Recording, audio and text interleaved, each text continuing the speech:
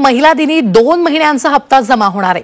February मार्चचा हप्ता एकत्रित येणार आहे। लाडक्या बहिणींसाठी आनंदाची बातमी, कारण महिला दिनीच लाडकी बहीण योजनेचा फेब्रुवारी आणि मार्चचा हप्ता जमा होईल। फेब्रुवारी महिन्याचा हप्ता न मिळाल्याने विरोधकांकडून सरकारवर टीका केली जात होती आणि त्यानंतर आता सरकारने दोन्ही महिन्यांचा हप्ता एकत्रित देण्याचा निर्णय घेतलेला आहे।